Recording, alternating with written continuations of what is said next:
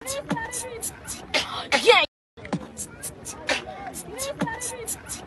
Yeah, Kongo sote tutateseka, kila siku mauaji tunachoka, mazingira kabisa inaribika, piga mama zetu wanapakwa, sisi raia inatushangaza, bila ipeneza ivita tutaweza, sote tungane mkono pamoja, kwani umoja ni nguvu, tupambane kisujaa. Ya kwanza hatuna nyumba, ya pili hatuna maji, ya tatu hatuende shule, sisi sote tupiga kelele, hatutaki vita, tunataka amani, na sote tuwe pamoja, sote ni bendera moja, damu moja, watoto wa baba moja. No, one people, one nation, together we can fight the wars in the world, stop exploitation, cause every day my people die. No con, no phone, yeah, no con, no phone. On fait pas soldat, naza mwana mboga, yo free come free Sudan, yo free come free Sudan. Walimu uwa Lumumba, mpaka leo tunamurememba, mapoto na yakaenda, haikutosha mzee akafata. Mungu tuomba msaada, niko mimi naona hii dunia inaenda isha, piga na njaa inaongezeka, tunakosa hata chakula kuchacha, piga na watoto wanakuwa wanajeshi, na wayatima wanakuwa wakimbizi, wanadamu tauawa kama mbuzi, sababu tu ya kuiba almasi. Tunataka amani joto kata vita no, tuungane mkono wa pana mashina no, tunataka amani joto kata vita no, tuungane mkono wa pana mashina no. One people, one nation, together we can fight.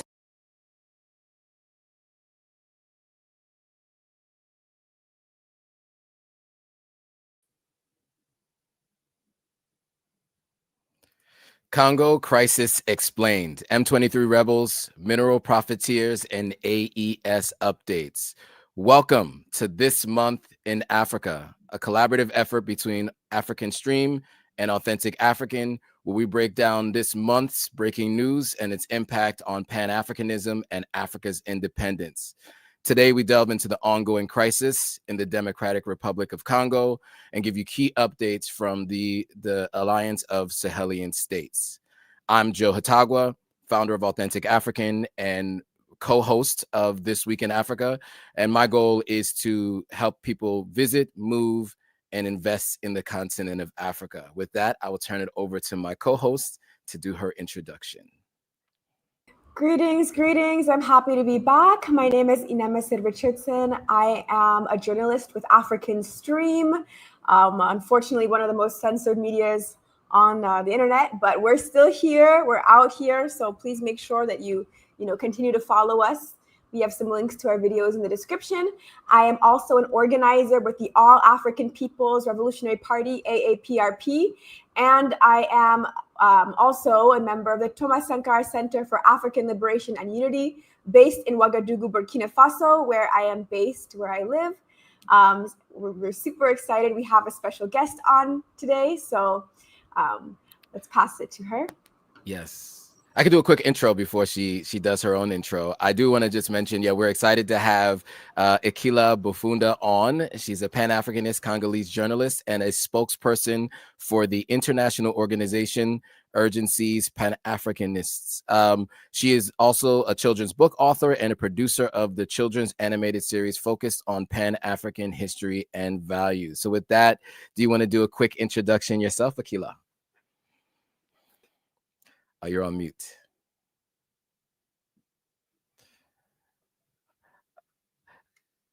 Ekila, I think you're on mute. Your mic is still muted.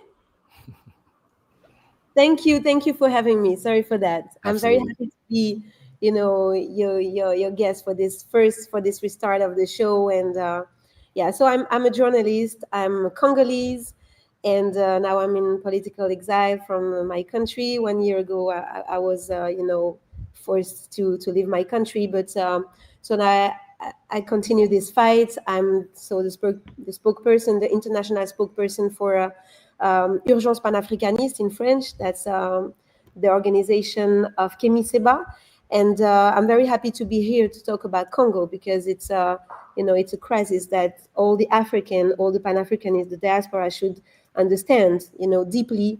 And I hope I will be, able to give you a lot of information and concrete maybe solutions, to go forward and to have a solution for this crisis. Yeah. Excellent. Happy to have you. Thank you very much. Okay, cool. So we want to start off the show with something new. This is something that I learned from the All African People's Revolutionary Party, which is we want to start with an ancestor call-in. So we want to give a shout out to some very important, very revolutionary ancestors who guide us. And who are also relevant to the conversation today. So I'm going to call in two important Congolese revolutionaries that you may or may not have heard of. I'm going to call in Pierre Mulele and Léonie Abo. These are two Congolese freedom fighters who actually fought after the death of the brutal assassination of Patrice Lumumba, continued the struggle in Congo for the total liberation of the country and for the liberation of Africa. So these were actual freedom fighters who fought with arms for national liberation, for socialism, for Pan-Africanism, for the unity of the continent, for the liberation of Congo, for an end to imperialism. So I'll say it one more time, Pierre Mulele and Léonie Abo. Awesome. Thank you for that. And I just want to also acknowledge what Ekila said just so quickly, but she's in political exile. So she's fighting the good fight. And I'm really happy to have you here to speak about this, because not only does she have the knowledge from being on the ground, but she's obviously been working on this for a long time, and that is why she's in political exile. So with that, we would like to start to get into the stories of the day. But before we do, we didn't get a chance to ask you where, Ekila, where can people find you and follow what you're doing online before we get into the stories? So we have, the social network of the organization, which is Urgences Panafricanistes. We can maybe write it somewhere in the screen, And I have my personal profile. It's Ekila, Ekilaaa. You can find me on Twitter, on Instagram, on YouTube, Facebook, everything. So you can follow me. You can follow my analysis, my videos. Also, I work for another media, Pan-Africanist media, that was founded by Kemi Seba, also is Afrique Resurrection, and you have a lot of Pan-Africanist leaders working on that media, also like Nathalie Yomb, our big sister. And so I invite people to check those social networks to have an idea of our work. We are there for more than 20 years, fighting against imperialism, against French Africa, and this is fight that we know a lot. We have, participate on putting the basis of all the revolutionary regime that are now, in Niger, in Burkina Faso, and in Mali, and all other countries that are where we have, headquarters. Yeah. Great. And so we'll add all of that to the descriptions for everybody to check out once they're watching the replay. So let's get into the first story. So for those of you who are joining us for the first time, or people who are back, we have been doing this weekly. We're now moving to a monthly version of This Week in Africa is now This Month in Africa. And so we will be reviewing a deep dive into the Congo, M23 rebels, their advancements, devastations to the people, and the mineral war profiteers. So the first thing we're going to get into is naming the DRC mineral war profiteers. So the goal is to do a deep dive into a topic so that you guys can get a little bit more of an understanding of all the different pieces that make up where we are today. So with that, many often speak of the 3-decade-long Western-backed proxy war over natural resources in the Democratic Republic of Congo. In vague terms, leaving the public confused about what's happening, why it's happening, the players, and the funders. Moreover, many in the imperialist-backed media frame it as a complex war, obscuring that it is a resource war, really, and that it would not be happening, at least not at this alarming scale, if the DRC wasn't the world's most minimal rich resource country with over $24 trillion of minerals underfoot to power global technological advances. So we are going to jump into a video and give you some commentary on the other side.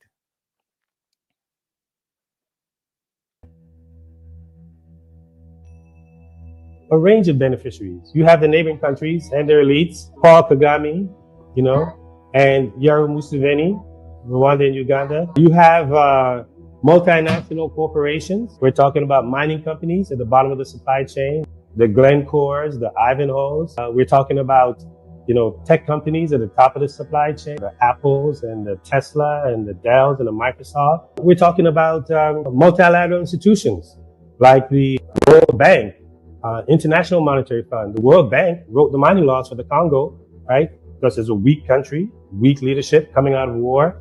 And they wrote it in the interest of private capital. The World Bank has a sister wing called the International Finance Corporation.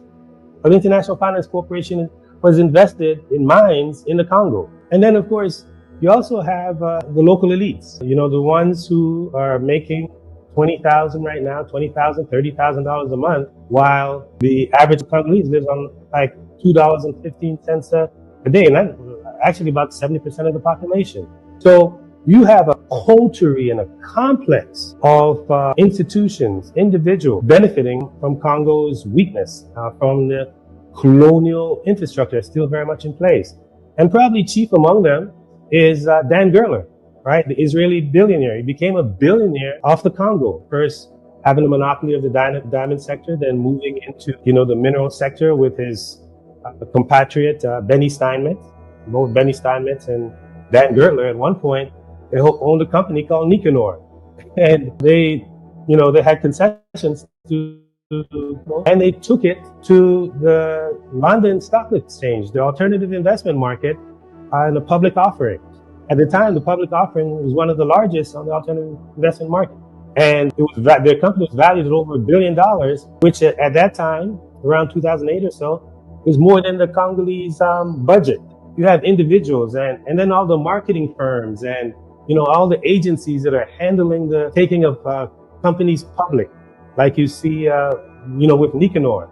And then also a number of years ago, the Department of Justice in the United States, filed a, claim against a Wall Street hedge fund called Zip.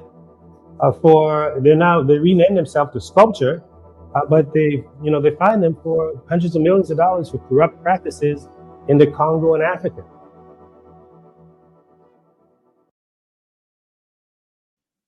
So that there was a bit of an understanding of who the Profiteers are. I mean, they went through marketing firms and IPO, individuals in Israel and other individuals locally. Ekila, as someone from the Congo, can you speak to some of what you see as some of the Profiteers, how they're profiting and some of the practices that are happening there that is leading to the what's happening in the war there in the Congo? Yeah, of course, the problem that we have as Congolese is that we have three enemies. We have three enemies because all these multinationals, I think that's most of the people that are now following, this show or, in general, like media like African Stream, they know about the fact that, of course, this is the multinationals that are taking, the big money of all of this. This is a crisis that is perfect for them to make money. And of course, when you put war somewhere, when you put genocide on a special place in Africa or somewhere, it's for because you have interest to do it. So we all understand that, the maestro of all of this are the multinationals. But also the problem that we have is we have these neighboring countries of Congo who are the puppets of these multinationals, and especially the US, And the third problem that we have is also that the Congolese authorities, they are, implicated on the traffic. They allow people to do all this exploitation, this plundering of our soil, and they take a lot of money of that. They, as individual, they take a lot of money. You have the power. In the video, they were talking about Dan Gertler. Dan Gertler, is giving millions, for example, to the Tshisekedi family, so the president of the Congo. So when you understand that this is like a complicity, and when you know that the Congolese power obey to the same, Western officing, to the US, to the multinationals, you understand that, of course, we are alone as a people, as Congolese people, we are alone to try to fight. And it's very complicated because everywhere if we don't have like Congolese, a Congolese fighter or a Congolese power that is acting for Congo, for Congolese people, if we don't have that, we will never, have a solution. As long as the Congolese power has to obey to the U.S. government, what are we going to do? They are just serving the same cause. So the fact is that when you understand, for example, the previous president, Joseph Kabila, he was there for 18 years, and at a certain point he has to to leave because the public opinion, the pressure was too hard. But also the problem that they had, the US had this problem with him, that he starts to make business with China. So it's always the same thing. They are doing their war on our soil in Africa. This is kind of the same, the same configuration almost everywhere in Africa where we have a lot of resources. And so we are, of course, the victims of all of that. Populations are victims of that.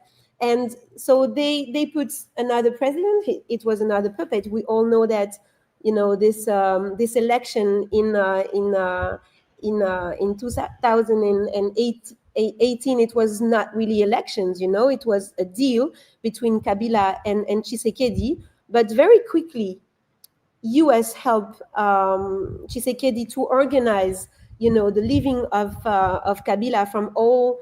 Kabila party and allies from all, the big institutions of the country. And it was really to make sure that they take back all the power. To more understand, I think that it's very important to go back in time, because if we don't do that, we allow people to think also that maybe we are in an ethnic war, that maybe it's an inter-ethnic war between Africans, And I think that one of the big problems that we have now is to try to fight with this, army. It's a virtual army that is, I don't know what's the balloon. It's from me, or okay. So this numeric army from Paul Kagame, from the PRF, they are trying, to make people think that we are in an ethnic war, and that this is an ethnic question. But if you go back in time, you understand that even in 87 in Uganda, when US decided to finance, to organize, and to help training all the people from the PRF, they did that because they already had this goal to arrive in Congo and to make sure that they can plunder the resources and have their hand on our resources. So they have used Rwandese, that were also refugees in Uganda, Paul Kagame and all the crew from PRF, but also Museveni, because he was also involved on the PRF creation at this moment of the time. And when you understand that everything starts from there, when I say start, of course it's the result of the colonization, and they had to find another thing, to make sure that they still have the control of our resources. And it was perfect to divide us as African. So they have started to finance the PRF in Uganda in 87. And for example, the genocide that took place in 94 in Rwanda, it was a step to arrive in Congo.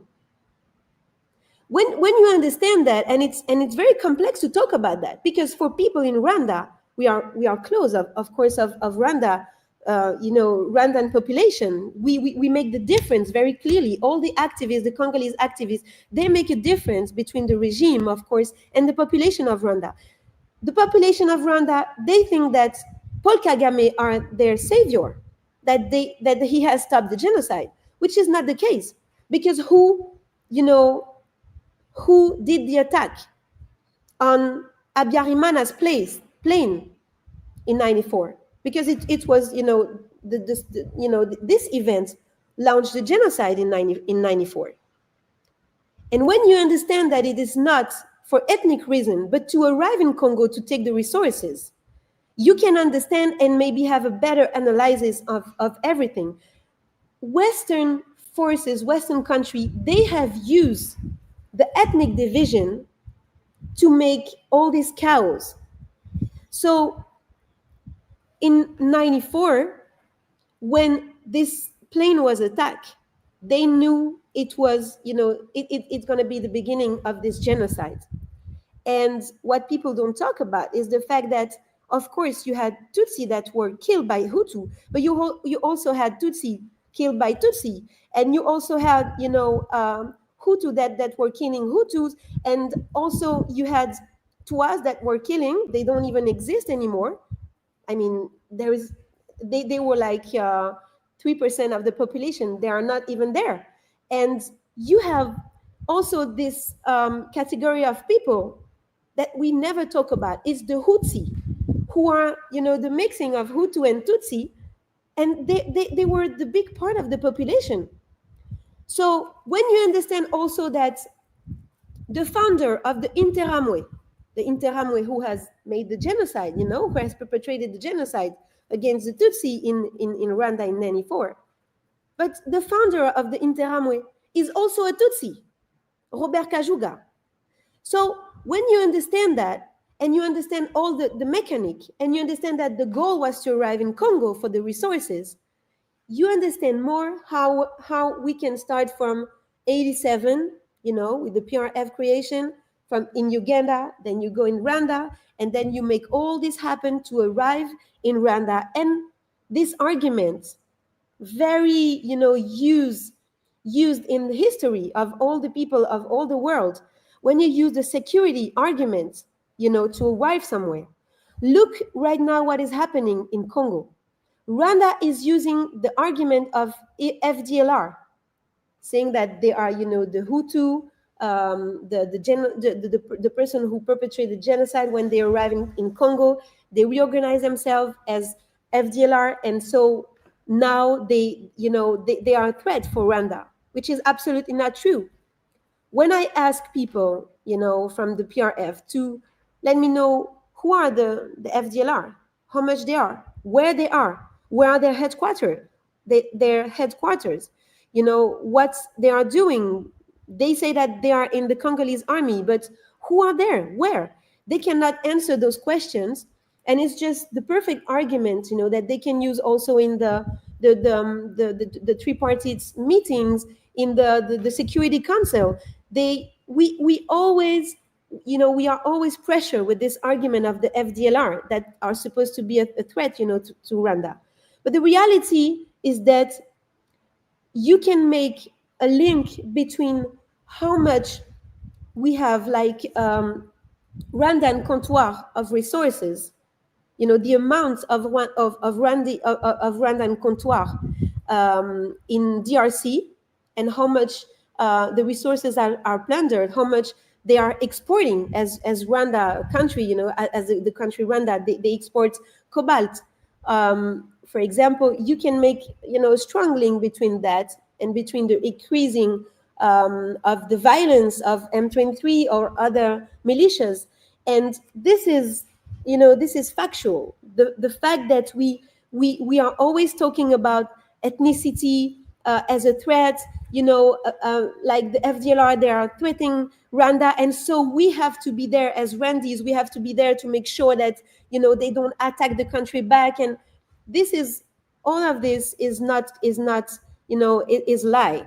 And we should really pay attention to that and be focused on the fact that, yes, it's for minerals. And when you understand, all the traffic, where it starts and where it's going, on which products, you understand exactly what was the goal from decades, to arrive in Congo. What I also would like to say is that you can also make a link between this diplomacy, the diplomacy that you have, and the fact that in the U.S., for example, for example, the law Frank Dodd, it was voted in the United States with in the financial sector of the U.S. And in this law it was to protect the citizens, but in this law you had a special section about the Congolese mineral to make sure that it's we can have a traceability of these minerals. But in the same time, you can see that there is the creation of like a company that was supposed to make sure that the minerals are legally, ethically, I can say ethically, taken from the soil in mines where people are well treated, and to make sure that these minerals are ethic, so it can arrive in Apple, in Microsoft, in HP, or in all the weapon industry. And so it was just, when you understand who are the founder of this company, you understand that there is really a trick. They make sure that they can vote a law, and then in the same time, so because of the the public opinion pressure on the Congo, because people were talking, there is a problem, you are exploiting the Congolese resources, you have to change something. So Obama decided to vote this law. But then in the same time, you can see that there is a company which is run by person who are involved in the Congolese war crimes. It was a Jew from Britain, and all these people, Chris Huber, you have also John Crowley, you have David Ben Susan. They have founded this company, just to have a cover for all this traffic. But everything just was taking place as usual. So when you also understand, and I will finish on this point, when you understand also that, for example, this company I was talking about, the name is Itsky, that this company which is supposed to labelize ethically, to give the label ethic to all the resources that they were taking, the treaty resources of Congo, you understand that it was also founded by James Kabarebe. You understand that there is a big traffic on Congolese minerals, and that's the only point that we should taking as a main point in the analysis, and don't fall in the ethnic argument. Yeah. Thank you for that. I think there was a lot there. I mean, the couple of points that I think I took away was, one, it's not an ethnic war. Obviously, there are outside, influences, number one. And number two, I think it was important is kind of drawing the parallels between the two countries and how Rwanda is involved. And you mentioned the M23 rebels, and that is what we want to get to next. And we have a story that we want to touch on, and at least in terms of understanding who the M23 rebels are. I think one point I just want to add, I think you said a lot there, it was all very important, very impactful, is that the continent of Africa, one of our biggest challenges is that we have the unrefined natural resources. They get exported illegally or legally, refined, and then sold back to Africans at a premium price. And I think that that's what I think Africans need to know. iPhones, all the devices that we have, those minerals are coming, the minerals that make up those devices are coming from the Congo. I think that's just really important. And I think that you've said it all. So that was all I had to add. I do want to jump into the next video, because I think this kind of gives a little bit more of a background on the M23 militia. Has cited that the Tutsis' longtime marginalization in the Democratic Republic of Congo, with roots in 1994 Rwandan genocide, as you mentioned earlier, and as its reason for existing. However, M23 appears to serve more so as an economic tool, facilitating the extraction and smuggling of minerals like gold and tantalum, which Rwanda exports despite processing few domestic reserves itself. Is the M23 a genuine defender of marginalized communities, or merely a proxy force for Rwandan economic and geopolitical interests? I think we know the answer to that, but let's jump into this video, and we have some commentary on the other side. Defending the Democratic Republic of Congo's marginalized Tutsis, or a Rwandan proxy force looting land and minerals. Recent headlines about M23 capturing Goma demand a deeper look, starting in 1994. M23's roots trace back to the Rwandan genocide, which killed 800,000 Tutsis and moderate Hutus, forcing 1.2 million Rwandan refugees to escape into the DRC. Rwanda's Patriotic Front, or the RPF, led by now Rwandan President Paul Kagame, invaded the DRC alongside Uganda and Congolese rebel Laurent Désiré Kabila to return refugees and get their hands on genocide perpetrators. However, the UN documented numerous RPF human rights abuses, including mass killings of Hutu refugees. Kabila overthrew DRC's President Mobutu Sese Seko in 1997, installing Rwandan and Congolese Tutsi figures in key government positions. One of these men, James Kabarebe, was made Chief of Staff of the Congolese Armed Forces. He had fought alongside Kagame in the capture of Kigali during the 1994 Rwandan genocide.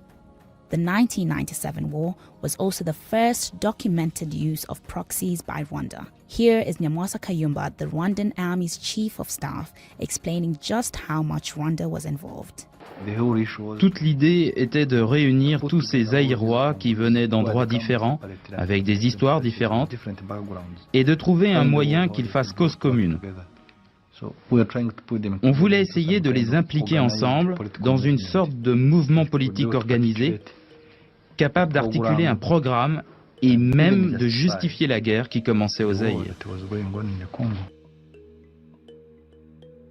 Le Congo actuellement est en train d'être saigné à blanc. Les fraudeurs font traverser des centaines de kilos d'or par semaine, en passant par le Rwanda vers l'extérieur. Seeking to dilute Rwandan influence. Yeah, so I think that gave great context. If you guys want to watch the rest of that video, it's available on the Ahmad Kabalo's YouTube channel, if I'm not mistaken. So that is in the description below if you want to watch the rest of that video. But I think that gives some context to a little bit about what Ekila was mentioning before, the kind of the history that led to really what built the M23 rebels and where we are today. So Ekila, do you have any additional thoughts you want to add after watching this video and us getting a little bit more context as to how this all began and where we are today? I think that the whole video is very interesting to watch, and of course I encourage people to just go and watch because there is a lot of details. But what I would like also, again to say is that we know that M23 they are Rwandan people, okay? They are Rwandan. Most of them, they are Tutsis. And it's not a problem to say that, oh, if they are Tutsis, so they cannot be Congolese. It's not the point. What is important on that, it's to understand that we should not let the ethnic question dominate the debate because it's about the resources. When you understand how M23 was created and from what it was birthed, it was born, you understand that there is really a plan to just arrive in Congo and to make sure that with the revendication, the ethnic revendication and the ethnic rights and the talking about the stigmatization of people. So they would like to enter the army, they would like to enter everywhere, but where they came from initially. So now we have an infiltrated army with people that are revendicate every time they are. They say, okay, we're gonna leave the army because we don't have that right and we are stigmatized as a Tutsi but we are Congolese and this is what we want. But to be honest, they come from Rwanda and it's just a production from the PRF, from the Kigali regime, and it's just this is the problem. This is always the problem that we have is that they if you listen to their revendication, they say that we are Congolese and we need the power to listen to us. But this is just a lie. And when you understand also, because I was talking about the fact that the Congolese power actually is like in complicity with all this machine against Congolese people. The thing is that when you understand that during the beginning of the first mandate of Félix Tshisekedi, he was, he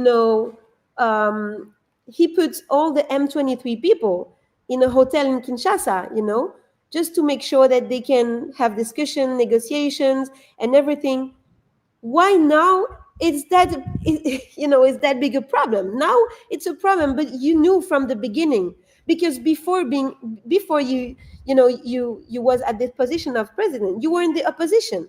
And when we go back on the tweets of the UDPS, so the party of the president, when you go back on the tweets of Félix Tshisekedi even, you can see that he was condemning M23, you know.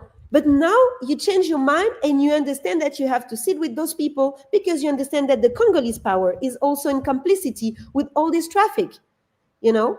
So I think that there is a lot of points that people have to understand. It's very complex, but it's very complex also because year after year, there is new actors, there is new story about all of that, you know, behind all of that. And so it's difficult for people to really understand. That's why I always say that don't be fooled, you know, don't be focused on, you know, don't let the ethnic question dominate the debate. Just go back on the resources, because M23 is there for the resources, okay? And they are not Congolese. And it's not, you know, you can be Congolese. You can be Congolese, you can be Tutsi and Congolese, you can, this is not a problem. We are Pan-Africanist. We are not against other African, you know, being in Congo or anything else. The problem is when you arrive somewhere in the land and you decide to make a genocide, you decide to massacre people, and you decide to you know, to make this chaotic situation to be, you know, being, you know, the puppets of the Western world, just to make sure that you make profits, you make benefits on the resources. Everyone, you know, is talking about, you know, the success of Rwanda right after the genocide, how much they have rebuilt their country. But how can you be proud of rebuilding a country first on a lie, because you don't go anywhere if you rebuild something, if you have a, you know, a narrative of lying to everyone, and on the blood of your brothers and sisters of Congo? This is not Pan-Africanism, because Paul Kagame, you know, people say that he's a Pan-Africanist. Come on. So I think that this is the main point. This is not of, you know, this is not a matter of saying that, oh, they are Congolese and they are Tutsis, and so because they are Tutsis, they are stigmatized, they are massacred, they, you know, they live, you know, horrible things. No, we have more than 400 ethnies in Congo, and if you check the news every day on you know, the Congolese news, you can see that there is problems between all the ethnies that we have, you know. But it's just that they want, you know, they want us to be focused on that imaginary problem. I don't say that there is no murder against Tutsi. I don't say that. I don't say that sometimes you have hatred murders and stuff like that. I say that it's just, you know, it is not like the you know, the biggest problem of ethnic situation in Congo. If you go in Kinshasa, you understand that not far from Kinshasa, you had the massacre of Yumbi. You had all the massacres between the, you know, different ethnies in Kasai. You have everything. All of that is a reality of Congo, because we are a big country and we have a lot of ethnies. And so I think that the first revendication, the political revendication of the M23 is that they want their space, they want to be recognized, they want to have place in politics, in the social life, to you know, to be in their lands. You know, let's be focused on why you are there, where you were born, and why you are there, you know. So if people want to understand who are the M23, don't talk about them as Congolese. They are not Congolese. They are just, yeah, they are Rwandese. And yeah, I mean, we are not focused on what the conference of the Berlin conference, the borders that they have made. It is not a problem, you know. This is not our problem. We were there before, you know, the Western world came on our lands. And so the main problem is that you have people, you have the PRF regime, you have the Museveni's regime that wants to enter the lands to spoil the resources for the Western world in majority, you know, the big profit are for the Western world. And for that, you don't have any problems to rape people, to massacre people, to organize a genocide. Because, you know, in this region, you had three genocides. I know that people, they don't want to hear that. And they say that this is a negation of, you know, the history. I would say it's more a revision of the history. We have to understand that, yes, there were all these genocides, not only the genocide in Rwanda, but also after that, the genocide of Hutu people in the Congolese soil, where more people than the Tutsi who were in Rwanda were dead. You know, there is a lot of archives of footage, which is, you know, horrible to see. And right after that, from 98, has started the Genocost. So the genocide, the Congolese genocide for economical interest. It started in 98, and it never stopped from this period, you know, from this moment. Yeah.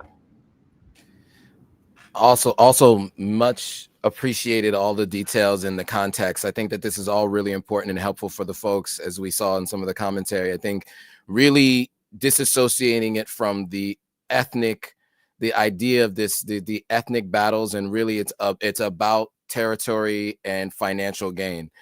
Before we move into the next topic, which I think ties right into what you were just saying, Inem, do you have anything to add to this particular topic?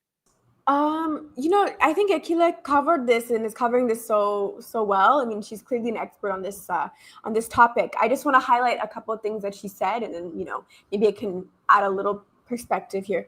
You know, I think it's really important that Ekila has pointed out several times the complicity of the Congolese government in what is going on, because I think a lot of people are kind of confused. Like there's there's this idea of like, maybe like Congo is like fighting Rwanda and this kind of good guy, bad guy thing. Actually, you know, the human cost is the lives of people in Congo, but unfortunately, Congo itself is a neo-colony. You know, it's under neo-colonialism, like much of Africa. And so, you know, Tshisekedi also represents the interests of the West. So there's not really anybody in terms of Congolese, in terms of leadership in the region, in this entire region of, you know, Central Africa, the Great Lakes. There's not really any leader there that is actually defending the masses of Congolese people on either side. And so that's, you know, that's really one of the core parts of the problem. You know, it's like there's not really like a revolutionary type of government, a Pan-African type of government in place in Congo either. And that's, you know, and I think that's important to highlight, because that also explains why, you know, our comrade who's on this call, Ekila, is in exile. You know, somebody might hear that and be confused. It's because she's fighting for Congo. You know, she's given her life. She's like dedicated her life to defending Congo. How can she be in exile by Congolese authorities? But, you know, I think that context is important, and she's pointed it out several times. And then I just want to add, I think also this question of like ethnicity. African conflicts are always depicted in Western media. It's honestly, I think, very racist. A lot of times the depiction is like this ancient tribal warfare type of narrative.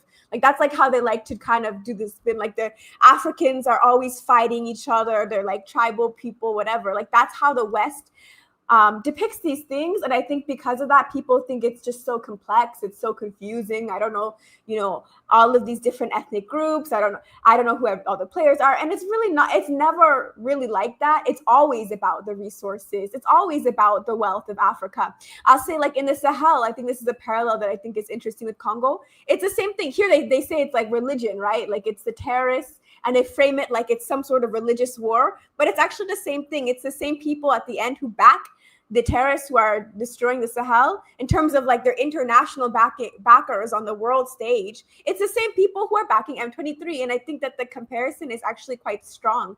You know, this is something I tell people in Burkina Faso when we're trying to understand Congo, like M23, who are these people? I tell them to imagine, you know, if these terrorist groups are fighting, come and basically occupy your city or your village or your town. That's the equivalent basically of what M23 is. And, you know, like I said, same backers. And for here, us in the Sahel, this is easy to understand because we actually don't consider these terrorist groups Africans. We consider them imperialists. So when we talk about them with one another, will say like, these are not Africans, fellow Africans we're fighting. They've chosen basically to represent imperial interests. And so we're fighting against imperialists who maybe are taking an African form. And I think it's the same thing. This is how we have to look at it and treat M23. It's not an ethnic question. It's not, like Maud-Salomé Ekila has said many times, she's a Pan-Africanist. She's part of one of the leading Pan-African organizations on this continent. The day that Africa unites, there's going to be, I really cannot imagine there's going to be like, oh, we don't want, any Rwandan people coming near. That's not the point. That's not the point. The point is that a specific group of people have been armed. How are they being armed? And they've been set off against other Africans for the plunder of the continent with backing by certain neighboring states. And it's like I said, it's a kind of the same thing in the Sahel. I mean, there's unfortunately there are states bordering the Sahel that have actually been also accused of backing terrorist organizations. And we see, it's the same sort of international thing. That's another thing. I just say, like, on the international level, just my last thing to add here, because Ekila has said so much.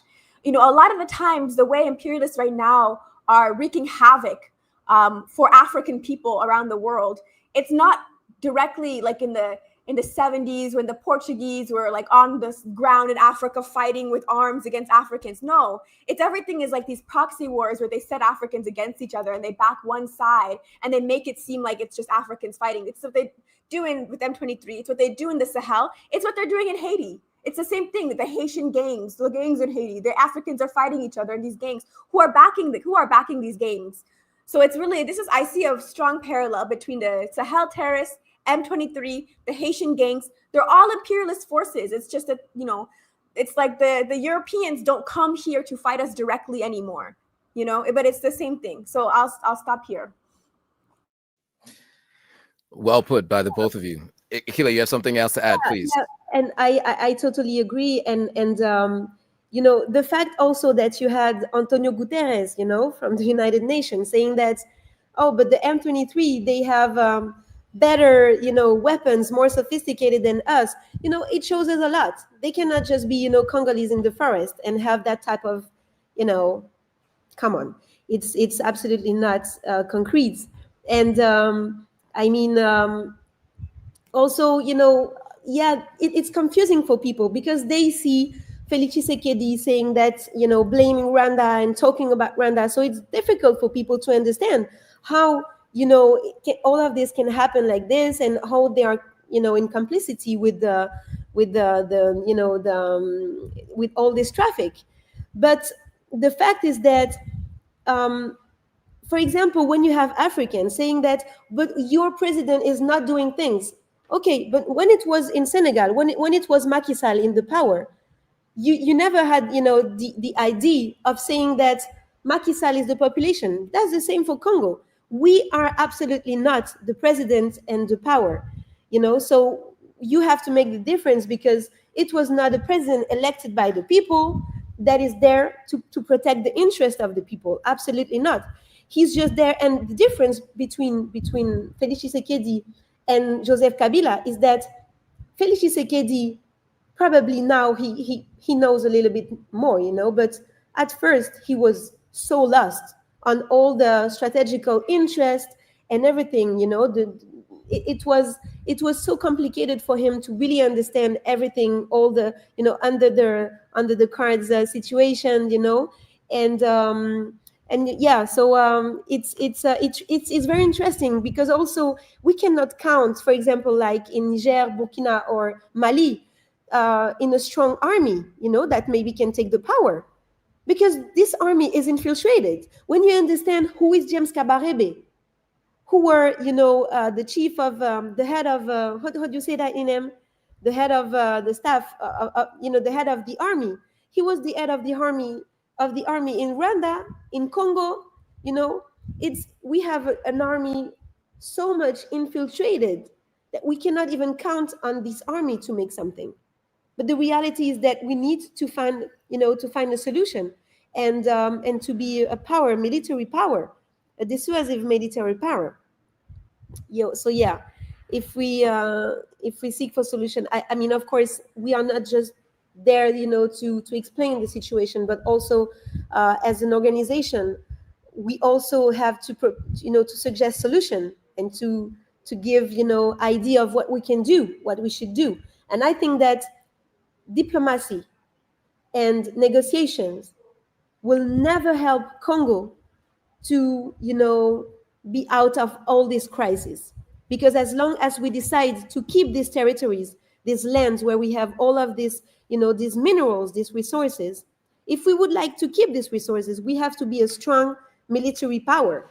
There is no other way. So it's kind of complicated. And now we have, because I in this power, it's not everyone that is involved, in this complicity, in this traffic of minerals. But for example, we have this, our Ministry of Foreign Affairs, she's doing the job. She's trying to do the job. But I don't think that if we sit with people, we will find a solution. With the negotiations and everything, we will not find a solution into that. It's good that she tries to do that, but also she should first not go into, accept again to talk about the FDLR.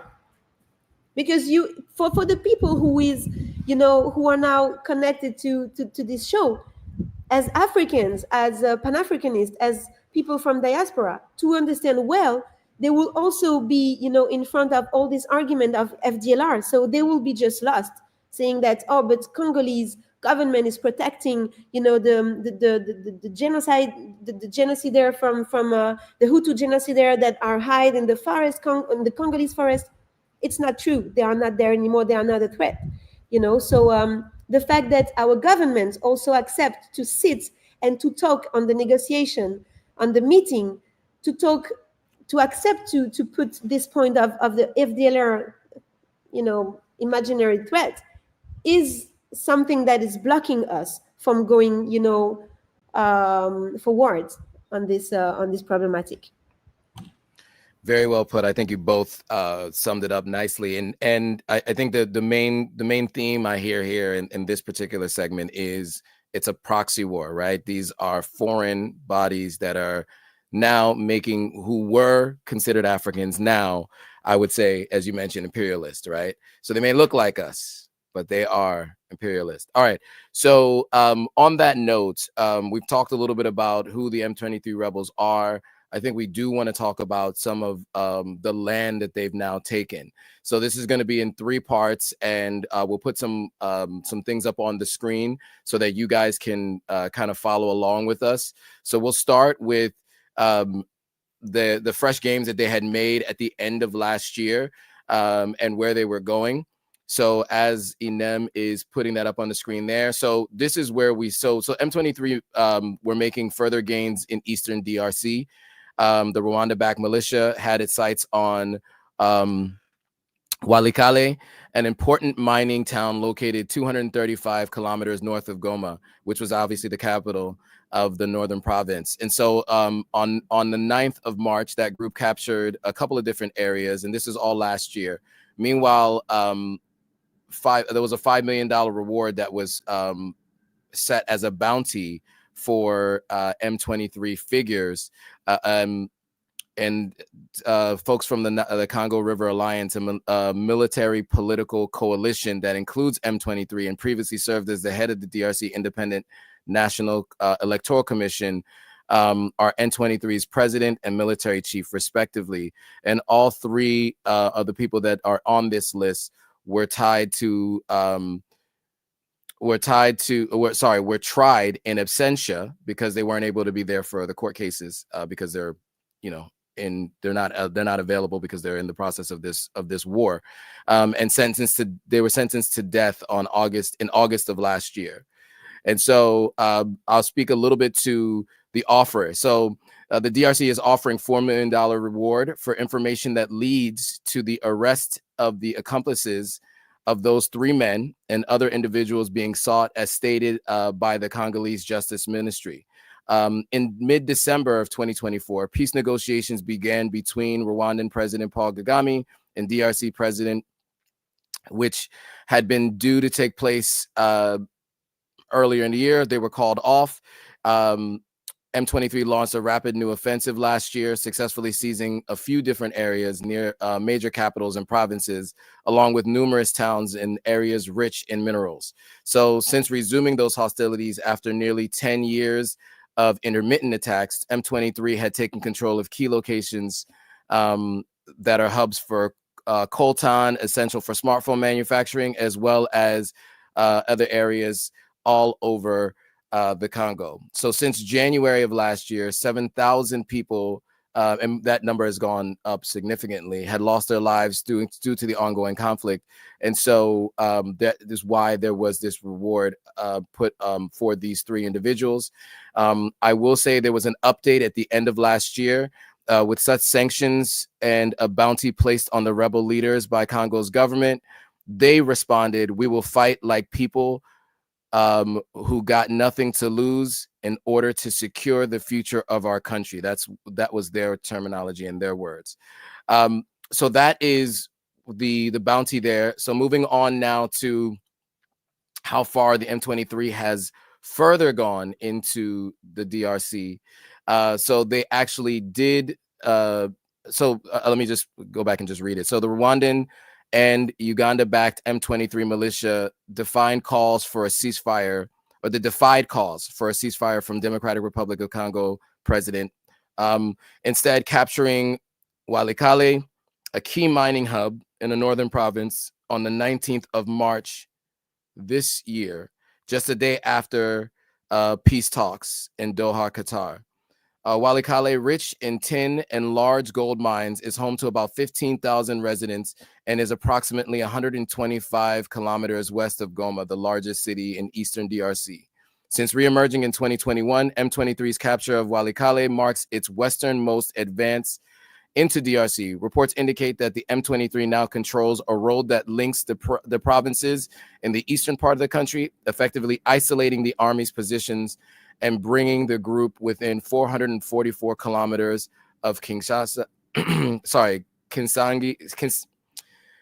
DRC's fourth largest city, excuse me. So on the 27th of January, M23 took control of Goma. Then on the 16th of February, captured Bukavu, the country's second largest city. On the 11th of March, the group seized another city located 110 kilometers west of Goma. And after several days of fierce fighting, according to the Congolese government, around 8,500 Congolese had experienced loss of life between January and the end of February. The United Nations reports that more than 450,000 civilians are without shelter, food, or water, while 700,000 have fled their homes.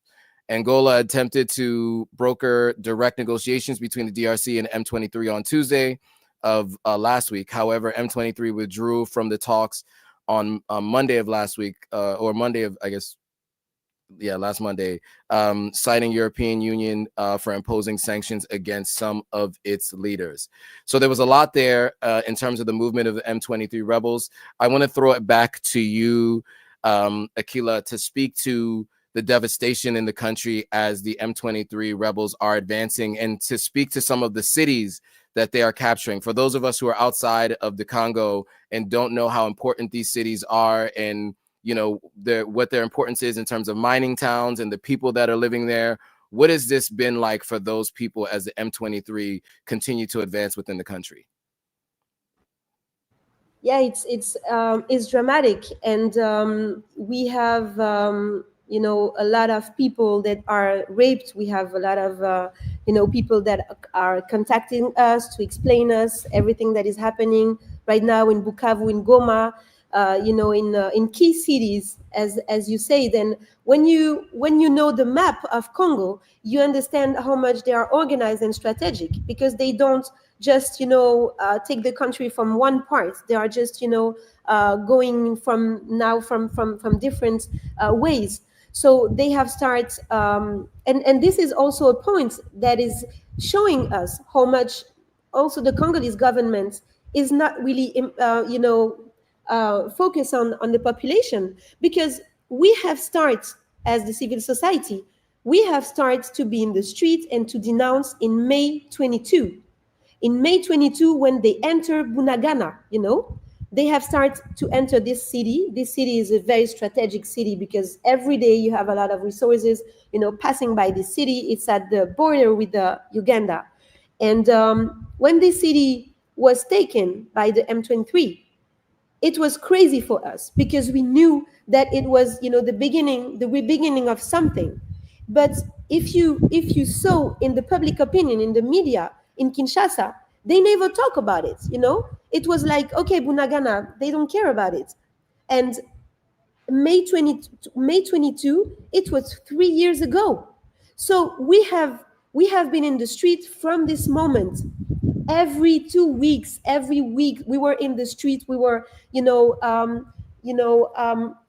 releasing communiques and talking to people, talking in the street, talking in the medias, doing our best, to shake the government for them to make something. Because the life of a Congolese from Bunagana, from the Rutshuru, which is, of course, not a key territory because it's not second or third city of the country, but it's territory when we have a lot of resources. So it's very strategic. And people from there, they count also. They were massacred every day for 3 years now. So it's crazy how much now when they take Goma, because it's the third second city of the country, and then Bukavu, now they are all shaking and we have to do something and we have to talk about it. But no, every Congolese life counts.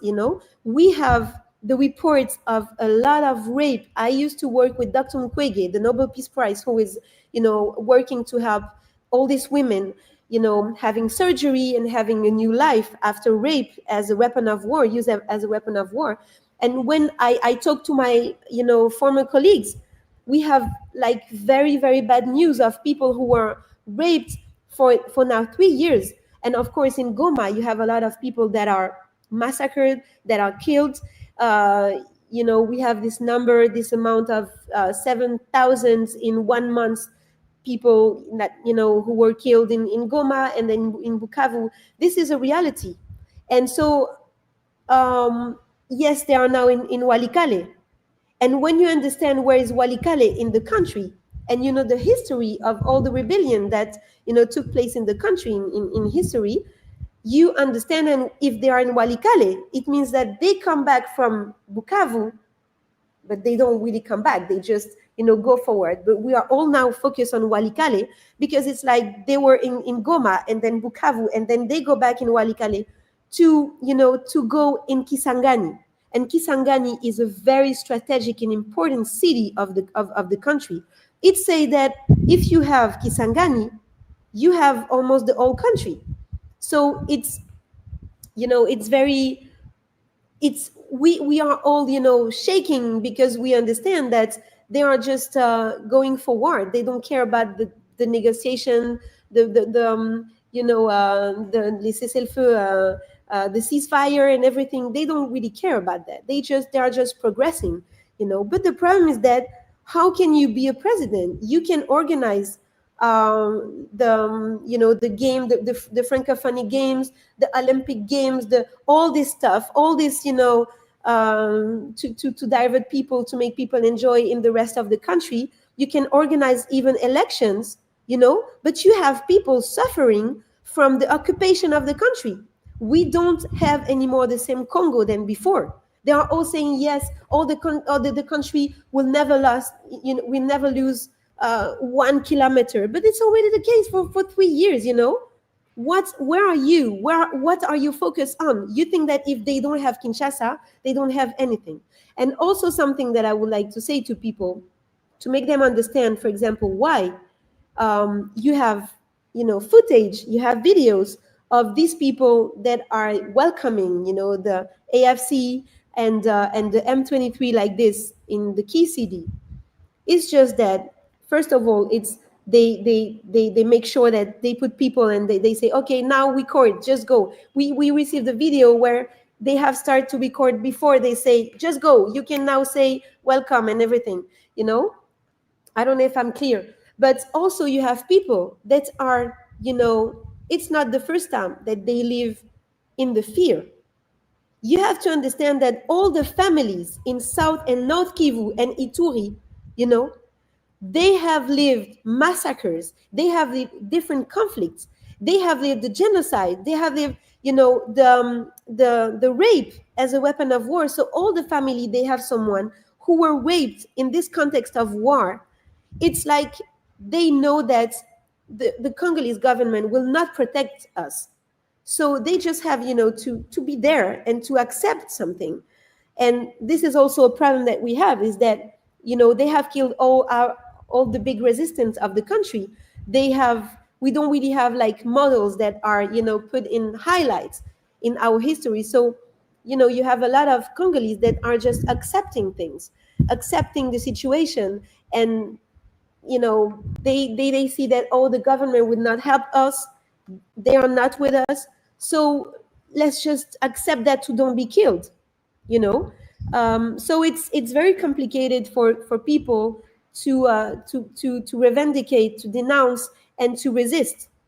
This is our main problem. They know that, now the Congolese population, most of us, we are just resilient. So we accept the situation. We accept that we have to be massacred. We have to be killed. And they don't fight back.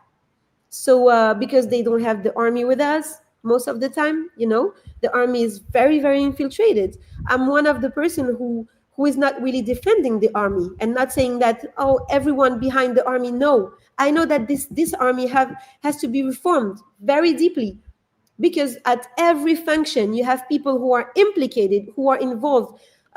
In particular, the authorities, they are implicated on the plundering of the soil. They are just, playing and collaborating with our enemies. So it's very complicated for us, as Congolese people to resist. We don't really have, the weapons to do that. And so for the population, I think that they will not lose hope. And we are just there trying to do the things in the territories where, and the key city where it's happening. For example, all the activists, most of the activists, they had to leave the country. They have to be hide somewhere. Some of them, they are, till right now, they haven't get out of some houses because they are hide.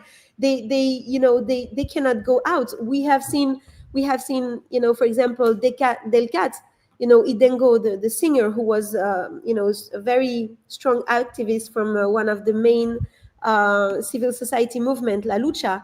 He was killed. He was killed by the M23 in Goma. But before that, he was also the prisoner of the Congolese government because he was denouncing the situation, the fact that the government was inactive on fighting back the Rwandese militias. So, it's very, very complex for people. And a lot of persons are killed.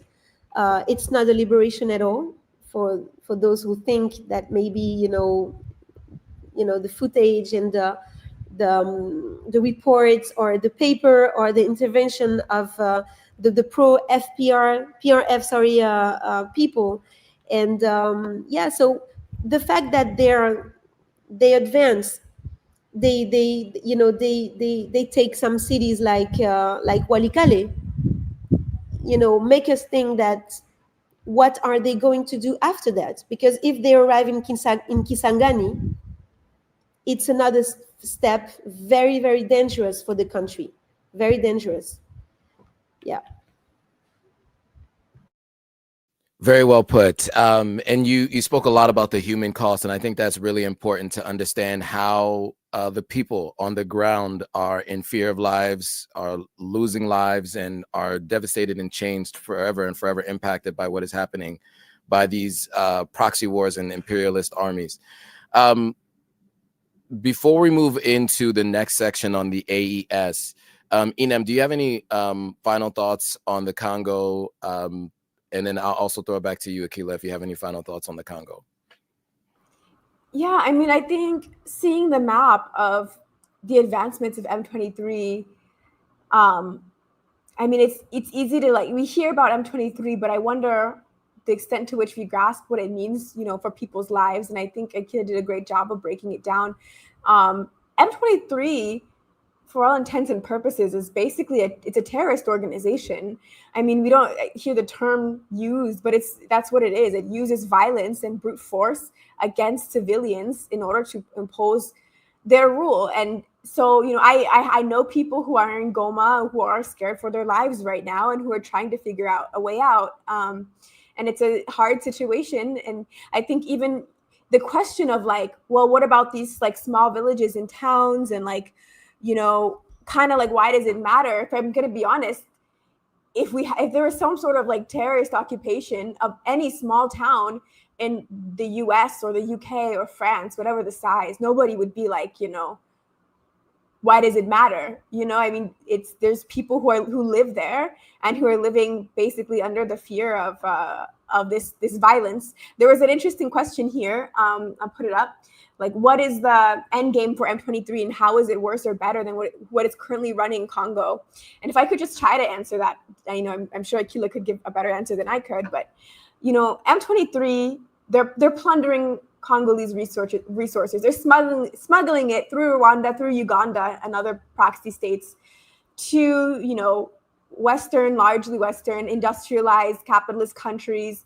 We understand that Congo is the basis of the world economy, Africa in general, but Congo really in particular, as the most resource-rich country on earth, is the backbone of the international capitalist economy. So, we often talk about the technologies, we talk about the iPhones and like Androids or iPhones, basically any smartphone, laptop, tablet, electrical vehicles, weapons as well. I mean, that's also a long history of exploiting Congolese resources for weapons. So the end game of M23 is to get a hold of those resources. I understand very well this question in terms of like, how is M23 better or worse than the current powers when we're saying that Tshisekedi himself is neo-colonial. So I understand like where the question comes from, because we're saying the current Congolese power isn't great either. So I don't know. I think for me, the way I understand it, or the argument I would make, it's hard for me to talk about this like comparing it to the Sahel,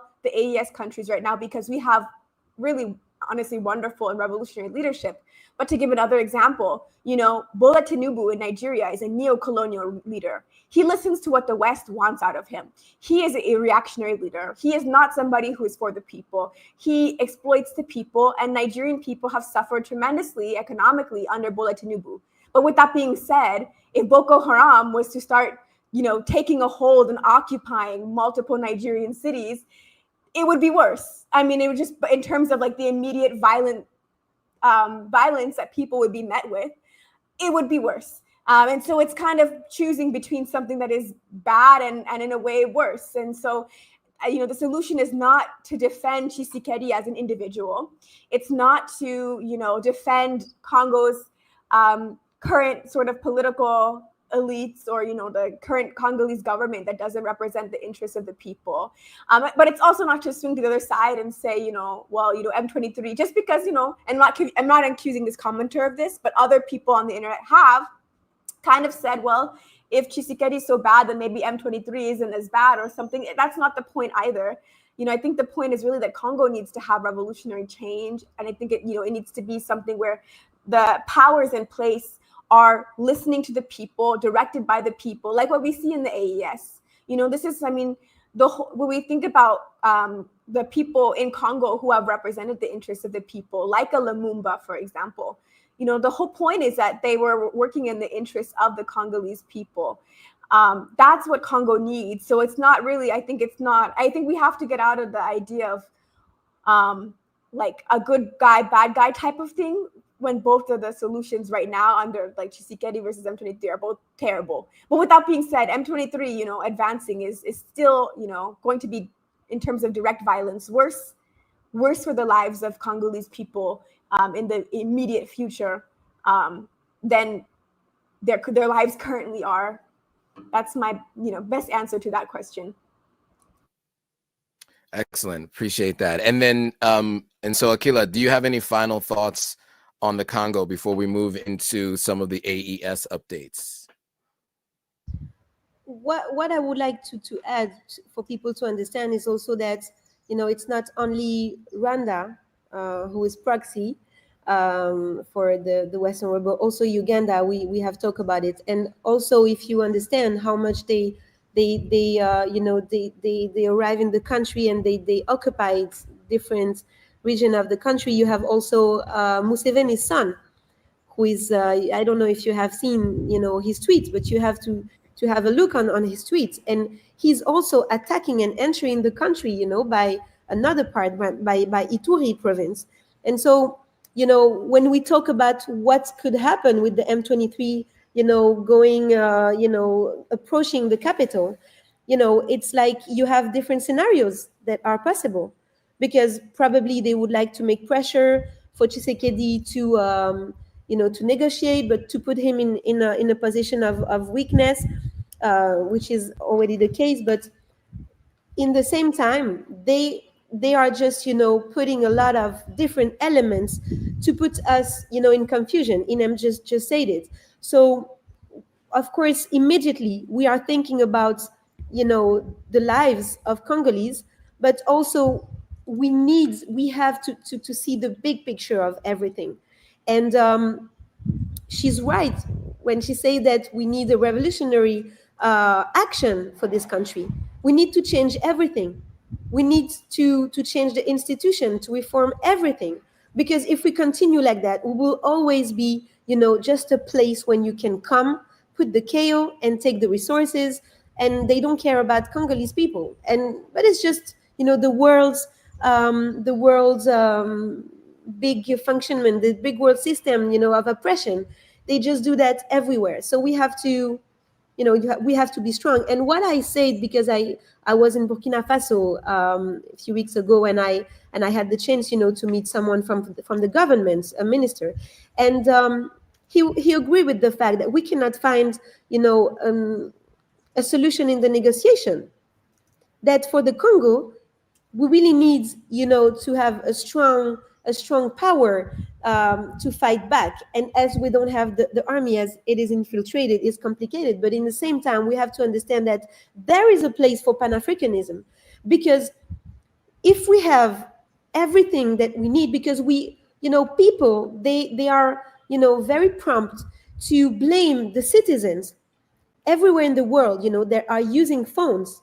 But we have to understand that most of the the material that is product from our minerals, the Congolese minerals, it is for the weapons, the big industry of weapons, And so if they use the Congolese minerals to create high, very sophisticated the new technology weapons, so let's make collaboration with other countries. For example, the ones who has already in the revolution, for their sovereignty.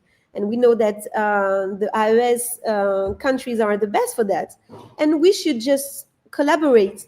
And if we had to, to make our arms together, our weapons together, let's do it, because we have everything in our country. And that's exactly the point, is that you have leaders that's in the Congolese society that wants to make sure that the Congolese resources are transformed in Congo, in Congolese company, to benefit first for the Congolese people.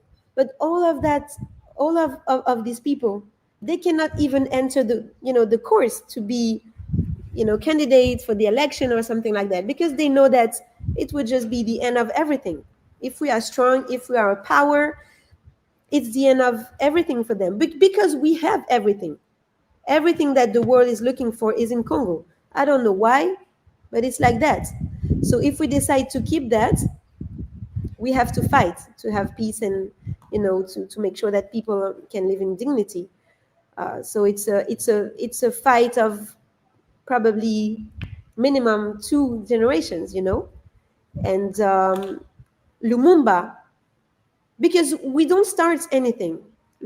People like Lumumba and Pierre Mulele, you were talking about Mulele at the beginning of this show, they were fighting. They have opened this fight, but all this year after, all these decades after, it's like there was, for 50 years, we were just sleeping. because they have used all the power that they have, soft power, political power. They have their hand in everything, in all the institutions of the country, so they can control people.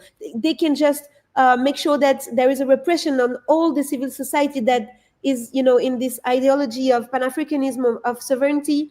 And so they make sure that there is nothing emerging like Pan-Africanism, and leaders that can just make sure that it's finished. Now you cannot enter our country if it's not for our interest, for the interest of Congolese people, of African people.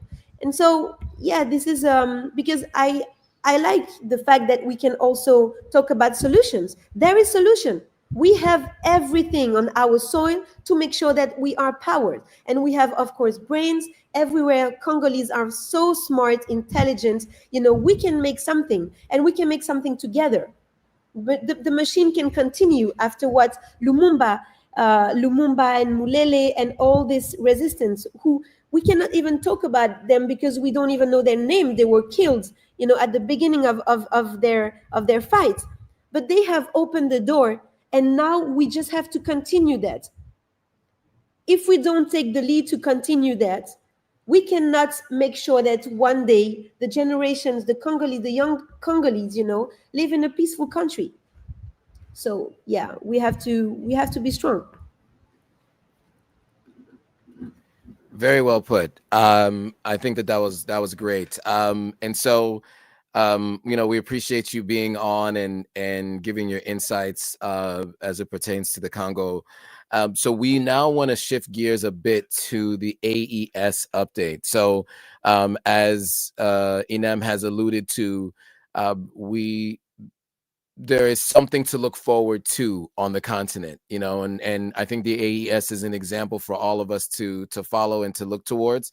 And so with that, I think what we want to first do is get into the conversation of ending Africa's plunder. The Sahel takes back its resources. So the Alliance of Sahel States is leading the transformation of Africa by reclaiming its natural resources as part of the colonial effort.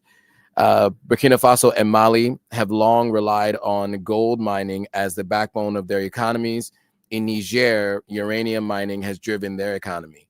However, since the people-backed anti-imperialist coups, or revolutions, we should say, swept Burkina Faso, Mali, and Niger in recent years, putting an end to neo-colonial rule, the countries have fought multinational corporations for greater control over their mineral resources and a more just share of the profits generated. And so with that, let's jump into a video quickly and we'll have some commentary. President Abdurrahman Chani visited his country's Samira Hill gold mine and the Leptako Mines Company factory to observe the miners' working conditions and boost their morale. Known for its vast uranium mines, this country in Africa's arid Sahel region seeks to expand its gold mining sector. While Niger only owns a 20% stake in the gold mine, the tides have already turned in Niger's uranium mining sector.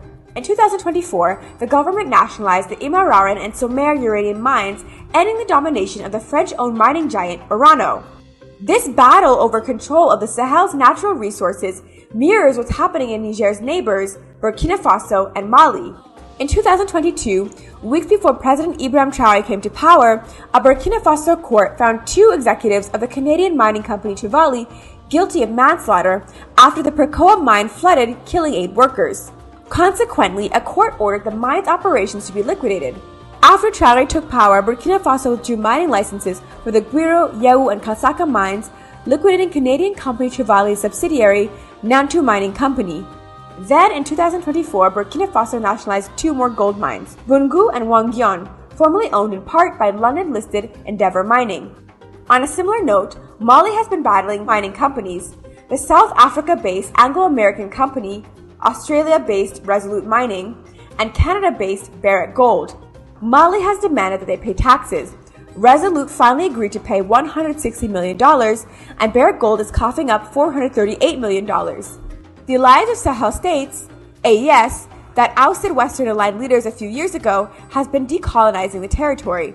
So what's next? The AES plans to keep coordinating on development projects until it can eventually become a federated country without colonial borders. Great. So now, Inem, since you were the one who reported on that story and you are currently in the AES, can you give us some more context and a little bit more insight into taking back these resources and nationalizing them as part of the strategy of the AES? Sure. I think that this is really the cornerstone of what the AES is working to achieve. And I think, this is a good, segue as well from what we were discussing in terms of the Democratic Republic of the Congo, where the country is so exploited for its resources, which are used to the benefit of really, like I said, like Western capitalist industrialized countries around the world, especially the United States and other superpowers. We have, on the other hand, 3 countries in West Africa, in the region called the Sahel, that are actually reclaiming their resources and using those resources to the benefit of their people. So, Mali, Burkina Faso, and Niger have all made significant strides in that direction.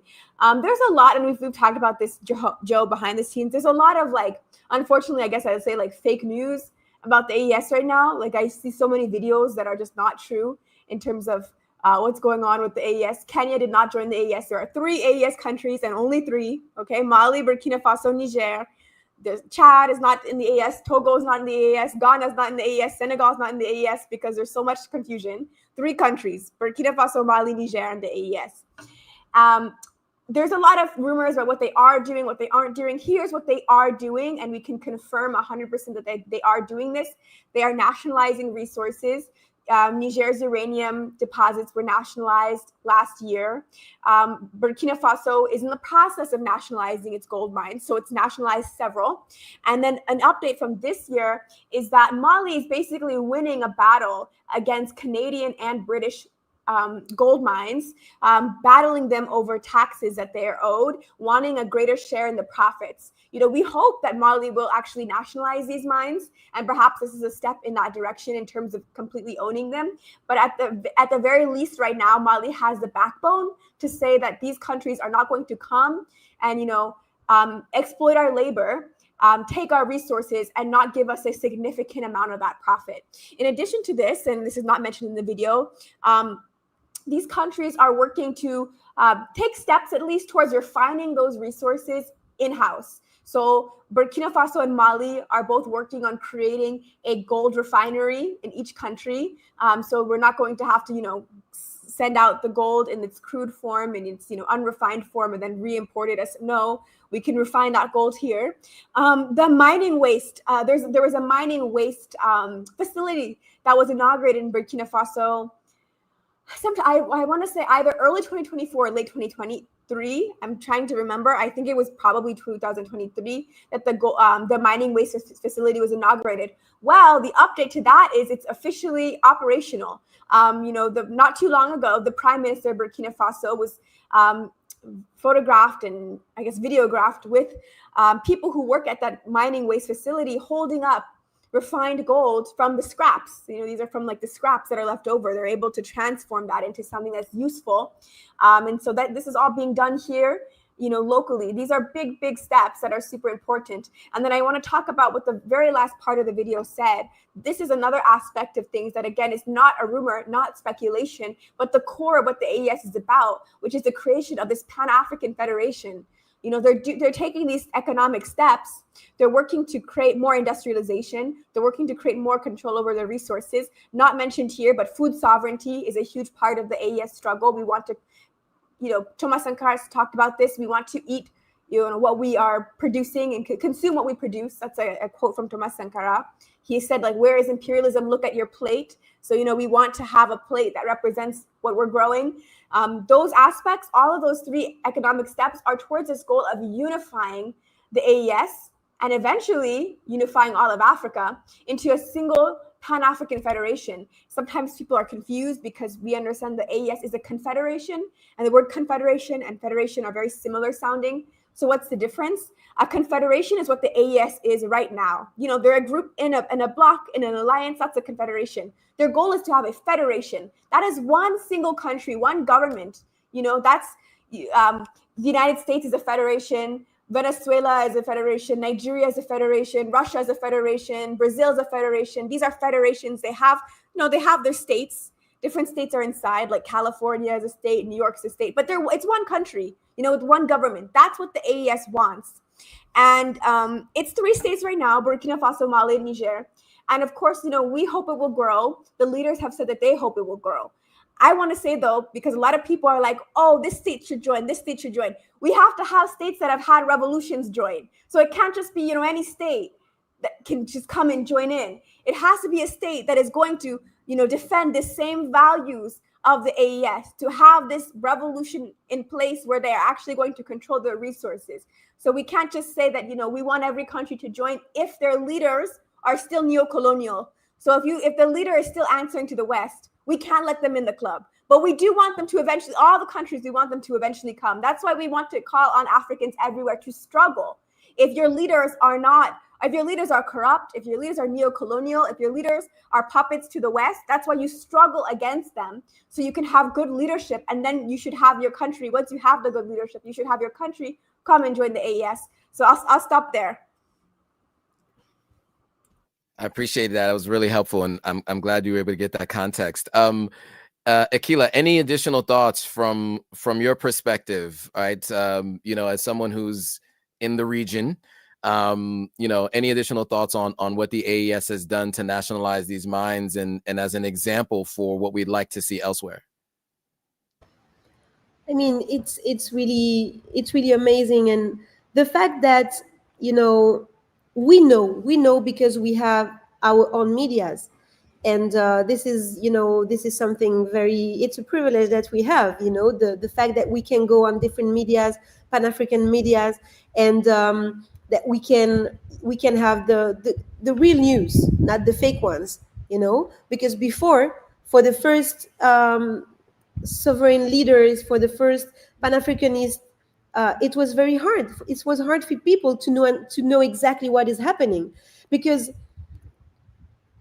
of course, now you have a lot of Africans that have to take the news of other countries through French television, French medias, especially on Burkina, on Niger, on Mali, But if you know exactly what is happening, the fact that now they can take all these companies and make sure that the benefits can go directly to the country, to this African country, to the population, the success of these 3 countries is amazing, and we just see that it can be a model for the other countries. And again, I say for the Congolese, I'm not talking about the Congolese government, because I know that they are already in a special place, and they are just like that, thinking about their own interest. But we need to see the AES as a model of what we should do. Unfortunately, of course, with the Congo, it's so different, because we cannot count on the army. But the fact that it works, that's for the economy, because numbers don't lie, and the numbers are there. For Niger, we see deeply how much the thing is going better and better, months after months, with the fact that now Niger can have the control of their economy. And of course, the next step is with the money, the currency. It will change a lot, because of course we are under colonization till we don't have our own money. And so this is also something that is problematic, but I know that they are working on that. So it's a model. I'm very proud, to be an activist, and to and to live at these special moments of the history. Because during 50 years, as I told before, it's like we were kind of sleeping. It was very hard, to create something, to work on something, to fight, and to see the results. Now, when you are fighting for 20 years, I'm 41, I started the fight, I was around 14 years old. So it's been a long time. I was, on the ground fighting. We were arrested. We have lived a lot of things, but we are still there, fighting. And for 2-3 years now, we can see that type of countries, that are doing something and it's successful. So of course we are there. We are, it helped us also in Congo and in other countries who are still under the domination of colonialist empires, under the colonialism of the U.S. Mainly. But we have like hope for the future, and we have, I mean, and the thing that people have to understand, because you say that no, there is no Togo, there is not this country. No, yes, you're right. But the fact is that, of course, it can be great if other countries can join, because it's the fact that there are 3 countries working together. It's, it's not one country isolated. Like, for example, Cuba, it was very hard when Cuba started to be alone. When Cuba started to be alone, with no Soviet Union, no China, because China, they just turned to another type of economy. So Cuba was kind of alone during a lot of years when Venezuela was not in the, in the scene. And so it's hard for one country to make sure that it's, we are successful. But when you have other countries joining, it's better. So I hope that, we can, make sure that we can make it together and create something bigger. Yeah, in French you can say effet boule de neige. It means that, it works. Okay, there is other forces in the country, in the civil society, political future leader probably they can join and make something in the country, and then, join that type of solidarity. And also we know that Lumumba was killed because they had also this plan of creating the United States of Africa, just because I just saw this comment. It was one of the reasons. It was the Hyde's, plan. So yeah, we have to understand what was the plan of the first Pan-Africanist, and to make sure that we can continue this fight, because this is the only way for us to survive. And I really want to use these words, just to finish, to use the word survive, because people have to understand that if we don't fight, and Congolese people have the first responsibility, if we don't fight, we will just disappear from the map. There it is. Very well put. And so, we started with talking about the confederation, right? This group of states that are moving towards a federation. So now let's move to one of the states within this confederation, Burkina Faso. And of course, Ibrahim Traoré is probably the most popular and most well-known of the 3 leaders of these 3 states. And so we're going to talk a little bit about how they've nationalized land. So major land reform has come to Burkina Faso, bringing the country's trajectory back to a Sankarist direction, Thomas Sankara direction. On the 5th of February, Burkina Faso Minister of Economy and Finances, Dr. Aboubakar, announced all lands belonging to the state and foreigners are no longer allowed to hold rural land titles. This is similar to the land reform measures adopted by assassinated socialist Pan-Africanist President Thomas Sankara from 1949 to 87, that's how long he was alive. That was the years he was on Earth, who nationalized land in Burkina Faso in 1984. Under the counter-revolutionary government of the counter-revolutionary government found guilty in Sankara's assassination. The government privatized land in 1991. So the government that took over, who's assassinated, who's responsible for his assassination, took over and privatized the land in 91. The new law is the second and most expansive land reform policy enacted under President Ibrahim Traoré. In June of 2023, the government enacted a law to exclude private real estate developers from urban planning operations and limit the number of hectares,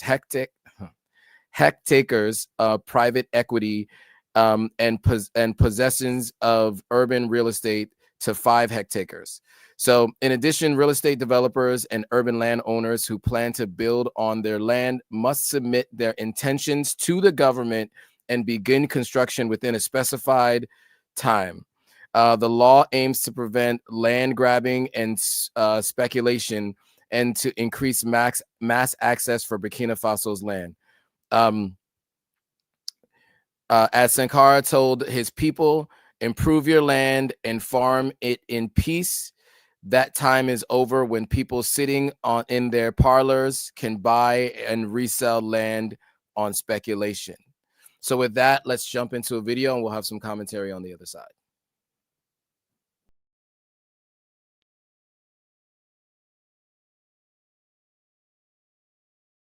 Que la terre appartient désormais à l'État et c'est l'État qui peut, à travers un acte réglementaire, prendre un texte pour octroyer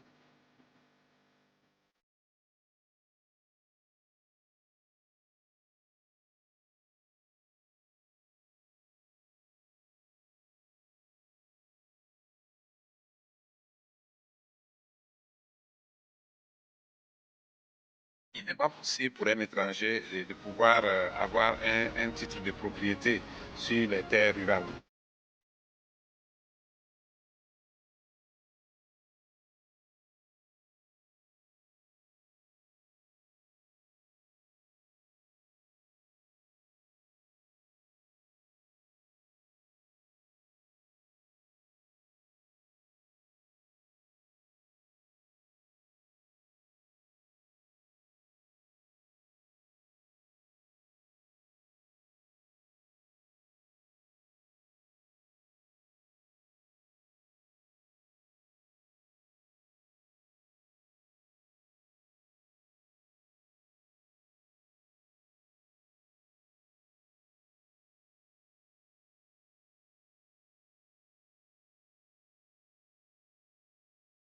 So to some, this might seem controversial. To others, I think, and to most, this is really the way forward, and it ensures that the land gets developed and used for its proper, value, and to ensure that the people of the country benefit. Inem, any thoughts on the nationalization of the land and any context you want to give beyond what we just saw in that video? Yeah, I mean, this is super important. I mean, what's happening in the AES is an anti-imperialist struggle. It's also a class struggle in the sense that we're building an economy that is for the majority of the people in Burkina Faso, Mali, and Niger, for the farmers, for the workers. It's not just for, a small segment of the elite of the population, the bourgeois class. It's for really the working people, the majority. It's not like a neo-colonial system where there's people at the top who are connected to this international imperialist system, this international imperialist capitalist system, and they, consume all the riches of the country, and then the majority of the people are left with these little crumbs. That's what we see in most African countries. Thomas Sankara has another quote. He said, you have to choose between drinking water, champagne. You have to choose between champagne for the few and drinking water for everybody, for all. And Burkina Faso right now, like Mali and Niger, is choosing drinking water for all instead of just privileges for, a small class of people at the top. And so that's really what we're seeing with this land, these land policies. So, to give you an idea, in terms of the imperialist front, the fact that the state controls all of the land officially, it belongs to the state, means that at any point, if there are, maybe say like a multinational corporation coming to buy up all the farmland or something like that, there's unfortunately, a lot of countries in Africa have huge amounts of land, massive amounts of land that belong to private, interests or foreign interests, such as the UAE, for example, which has grabbed a lot of land in different African countries in recent years, countries like Liberia and Kenya. The state at any time can basically say no, because they ultimately have the real authority over who the land belongs to. So they have the right to seize it. And then there's a lot of provisions in place in terms of land. I can speak even more to the aspect of the urban real estate, for example. It really is a question of class struggle, because even some of the private Burkinabe companies, even some of the private local companies were buying up entire neighborhoods in Ouagadougou and in Bobo Dioulasso, the two biggest cities in Burkina Faso. And basically, because they own entire neighborhoods, they were like building the cities of like basically people who were dependent on them and who were basically working for them. And there was a lot, I know there's a lot of exploitation because I actually knew some other people who worked for the, I'm thinking of one private company in particular called Abdul Service, who was working for like this company. And, you know, the government got a hold of what was going on and said, you know, this is exploitation. Even if it's between Africans, it was still exploitation. And said basically that we're not allowing this anymore. So if you purchase land in Burkina Faso now, it will be leased to you. You'll have a title, but the government ultimately, the state ultimately owns the land. And then you can only have a small amount of hectares of urban land. It's limited. So you can't just buy up like a neighborhood anymore. You can have a certain amount of land, and then you have to explain to the state, what are you going to do with the land? Like, what is your intention in terms of how you're going to develop it? And then you have to prove within like maybe 2 or so years, like, here's the proof that I'm doing with the land what I said I would. Because, you know, there was something at one point where it's like even a lot of like villagers were out of desperation and like need, were selling all of their land up to these private companies, like basically depriving their families of like historical land. They're selling all this land, not really understanding, I guess, you know, the value of what it should be worth. And the land wasn't being developed by some of these private entities. It was just used for speculation. So, you know, the waiting for the cost of the land, the value to go up, so that, you know, they could profit from it, but they weren't like developing anything from it. They had no projects in terms of what they wanted to do with the land, other than just to hope, you know, and to wait for it to cost a lot of money so that, you know, they can benefit from it. So this is what the government is really struggling against. You know, they want to create an economy for all of the people of the Sahel. They want something that the farmers can benefit from directly, that, you know, villagers, townspeople, workers, miners, I mean like miners in the mines, but also miners like the youth as well, you know, both senses of the word, are benefiting. And, you know, one person said there's a book, Kwame Nkrumah, Class Struggle in Africa. That's a great book. I love Kwame Nkrumah. We're actually reading this at the Thomas Sankara Center. We have a group of folks who are reading this book. So, you know, I think this also touches in terms of what the AES is doing in Burkina. And I guess one more thing, because you said that Burkina gets the most love out of the AES, that's true. But I want people to give love to Niger and Mali as well. You know, they also have excellent leadership. You know, President Abdurrahman Chani gave an excellent interview. I think this was like in December. I want to say maybe I was on the 25th of December, that he gave this amazing interview. African Stream has translated parts of it, you know, with subtitles in English, so check it out. So give love to Ibrahim Traoré. Keep giving him love. But I'm telling you, all three deserve the love. So. Absolutely, well put. And so with that, any thoughts on that, Ekila, on the land nationalization project that is underway in Burkina Faso? I mean, of course, 100% for it. Yeah, it's. I think it's the solution, and you know, the question of the land is very interesting and important. And we see also other countries where the lands are still, you know, owned by you know, the colonizer, the descendant of the colonizers. And for me, they all have to leave this country, you know. And we have to make sure that the leaders of every country in Africa protect, you know, the population, protect it. You can go everywhere, almost everywhere, where it's not in the AES countries. And you have, you know, African complaining that they try to start something, to start a business, to start anything, you know, but they are not, they face the fact that foreigners are privileged, you know, and so they cannot start anything because probably also, you know, the government, they think that if they make money, they would just invest on the opposition and, you know, to take the power. But it's very complicated, you know, for people to make sure that, you know, they can do something in their land as African, as Congolese, as, you know, people in the Chad, everywhere. They try to do something with their land, but it's impossible because you have all these foreign companies. So, of course, I think it's, you know, it's excellent, the fact that now they have this type of policies for their countries. Yeah, it's a model. And I also give love to to Goita and to Chani. And also and yes, you're right. The interview was like, it was a masterpiece. I really encourage people to go there. You can understand how much this guy is strategic, because he was before, in the France-Afrique machine, But this president is really amazing. Tiani, the president of Niger, he's really an example. Yeah. Absolutely. And on that note, I think that dovetails directly into the next topic, and that's Niger's Ministry of Foreign Affairs published an official communique on the 17th of March announcing that Niger is withdrawing from the French-backed international body known as the International Organization of the Francophone.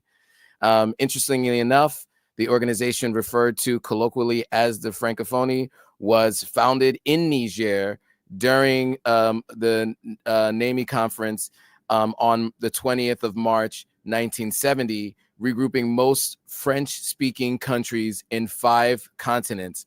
And so by 2018, the organization claimed to represent 321 million French speakers. The Francophonie is headquartered in Paris and claims to 1, promote French language and cultural and linguistic diversity; 2, promote peace, democracy, and human rights; 3, support education, training, higher education, and scientific research; and 4, expand cooperation for sustainable development.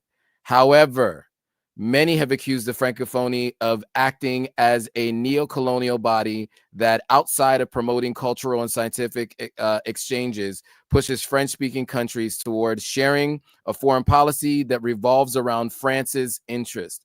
Furthermore, some argue that the organization's funding French language and cultural programs works against African languages and cultures struggling under French cultural hegemony.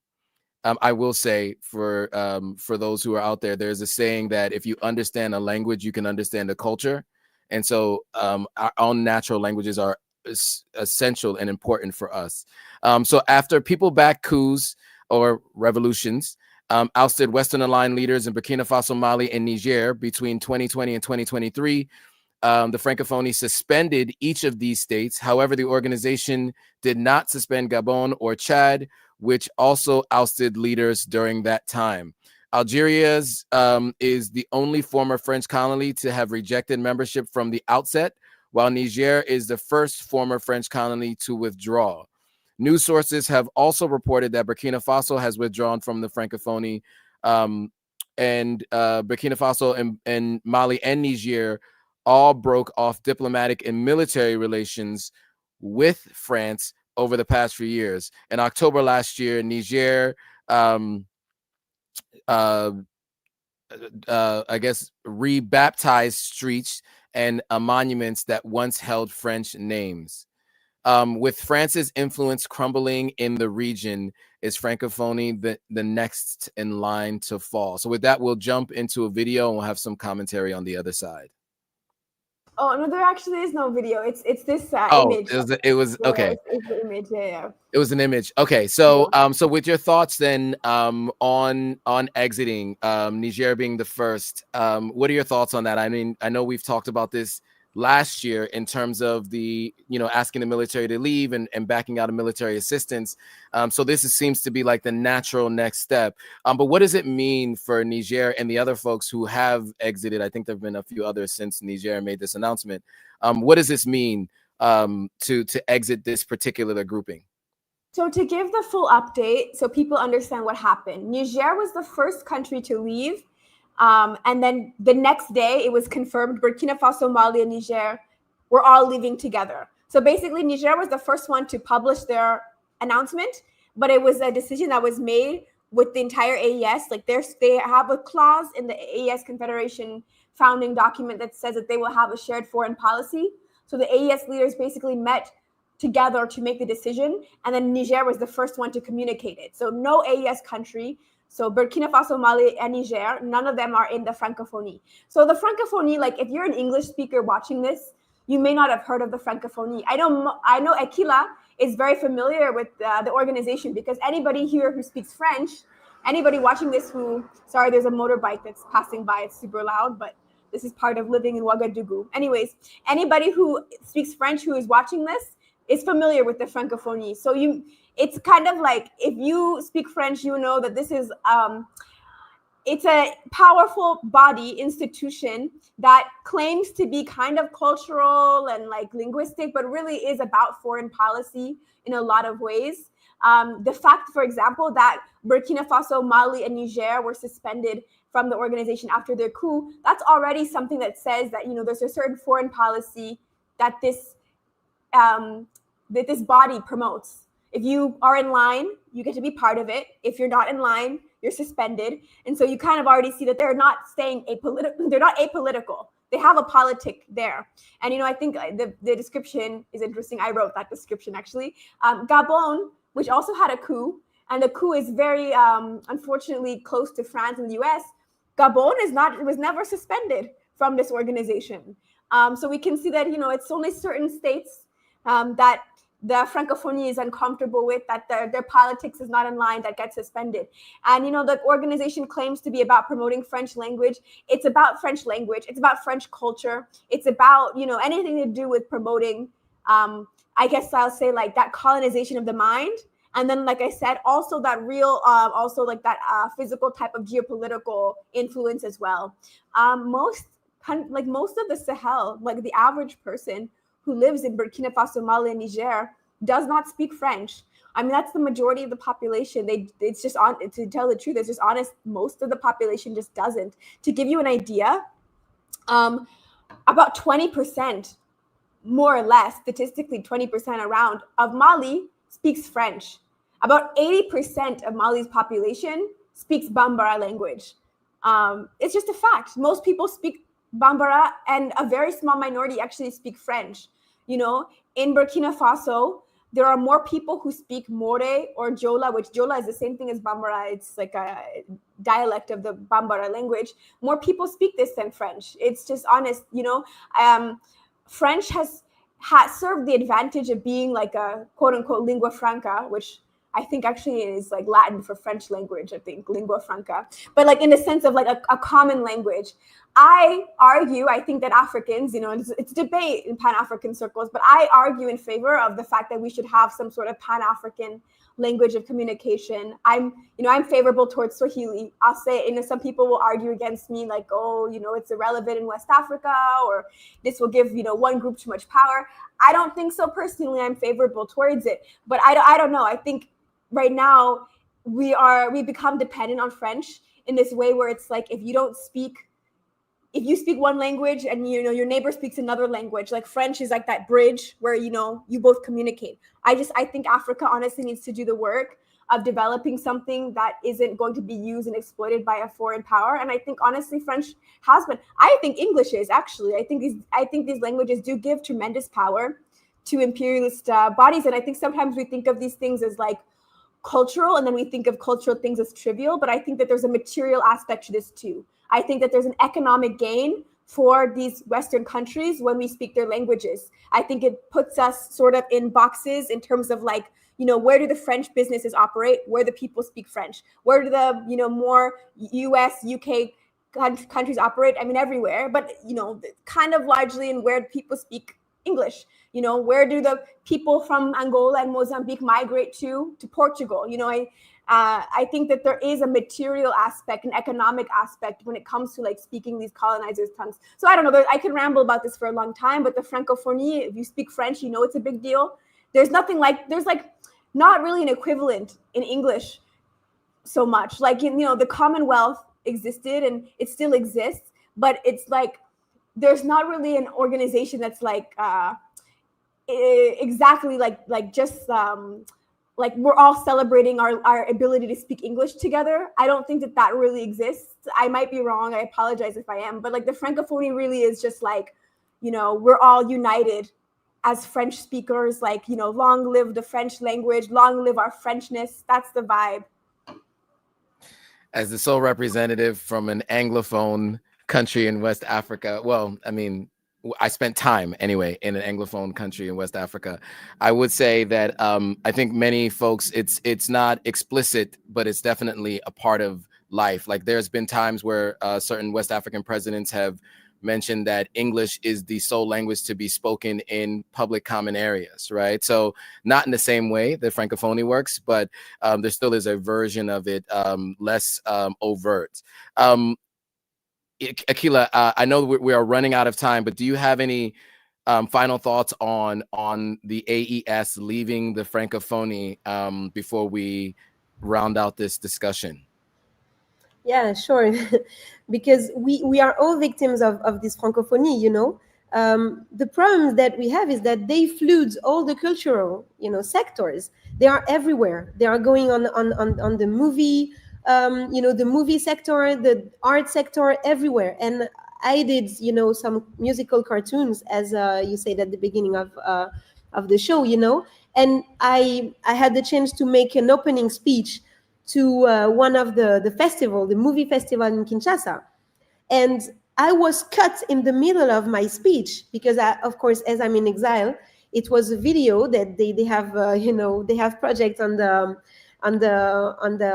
opening ceremony. And I was cut by the director of the French Institute, who is representing also the Francophonie, you know. This is because they control everything. They don't agree with the fact that, like, a cultural activity, you know, and we have a lot of activism through the arts. It's like that. It's in our blood, you know. So they make sure that they are everywhere, that they are in the political institutions, they are in the cultural life, everywhere. They organize everything, they finance everything. You know, for example, there is some people, some directors of movie, they had to change few things in their own movie to make sure that it's okay for the you know, how do you say, the image of the friends, you know, of friends, to make sure that it's okay, that they are not too much disturbed on what they are doing in our countries. And so I'm 100% for the fact that we leave this type of institutions, it's of our organization. It's a big problem that we have, because we don't live for ourselves. We live just to make sure that we will have finance, you know, from that type of organizations, and so it's control. They give the money, so they control everyone, you know. And about the language, of course, we should have one language that can unite the continent. I agree with the fact that it should be Swahili, because most of the country, they speak Swahili. It's also a beautiful language, but it's also a very hard language to learn. And this is not because it's my language, but I think that Lingala, everyone, you know, speak Lingala because of the songs, and it's very easy, you know, to speak. So there is other language, maybe more centralized, you know, in the continent, that can be also be taken, because one of the you know, one of the problem that we should have is that people can have, you know, it can be hard for some people to learn a language. So it's better if it's already a language that we, you know, we are used to listen to. And yeah. So I'm promoting for Lingala, maybe for a common language. Okay. And so on that point, I think it's important to I think that we should be multilingual on the continent of Africa, right? I mean, there should definitely be one common language. Of course, I agree with that too.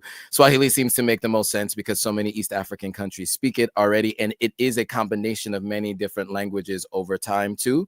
And so it was created out of all of these different languages. So I think it's an interesting one, and it's an interesting perspective.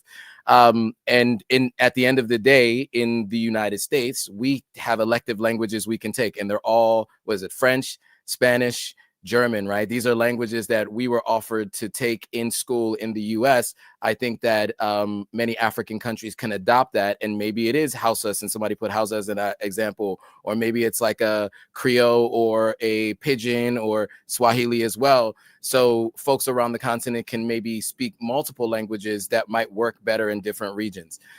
So I'm in agreement with you all. I think there does need to be a common language. So I agree 100%. So on that, we are a little bit over time. I want to give everybody a chance to make recommendations for books and or where they can be followed online. So I will start with you, Ekila. Do you want to give out where people can find you online and any books that you want to recommend to folks to read? Okay, so I suggest people to to have a look on our different profiles. If they want to organize themselves with our organization, Urgences Panafricanistes, we have Pan-Africanist emergencies. That's most of our office are French speaking, but you can find a way to organize yourself in that different cellulas. But also in other countries that are English speaking, countries, you can also find help and make sure that you can organize with us. Also, we are very implicated, of course, in the AES countries. I just remember people that our president, Kemi Seba, is the founder of our organization, is also the special advisor of the President Chani in Niger. And so I suggest really people to just have a look on our social network. We are publishing a lot of things, activities. We have also our media, Afrique Résurrection.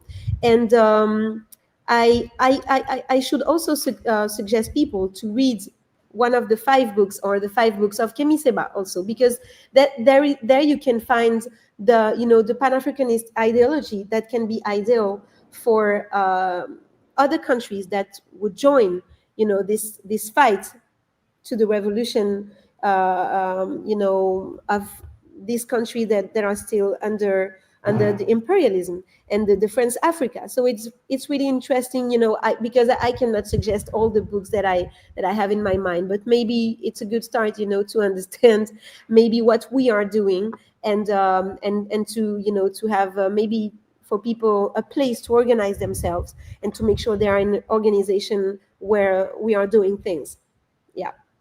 Excellent. And I appreciate you being on. You've given a ton of insight and information, so we really appreciate having you. All right, so on to you, Inem. Where can people find you, Burkina Books, etc., and also, any books that you would recommend as well? I know you have a wealth of resources. Thank you. I appreciate it. I want to conclude by answering this question that we received earlier. How can we change this when the African Union and regional governing bodies like ECOWAS have been infiltrated and corrupted? The solution is really for African people to join organizations that are fighting for revolutionary change, that are fighting for Africa's liberation. So we have our wonderful sister on here, who's part of Urgences Panafricanistes. She has shared where people can get involved. So, please reach out and, look into her organization that she's a part of. I am a part of the All African People's Revolutionary Party. That's AAPRP. Our website is AAPRP dash international. We can put the link there. I can send you that, and so we can add that.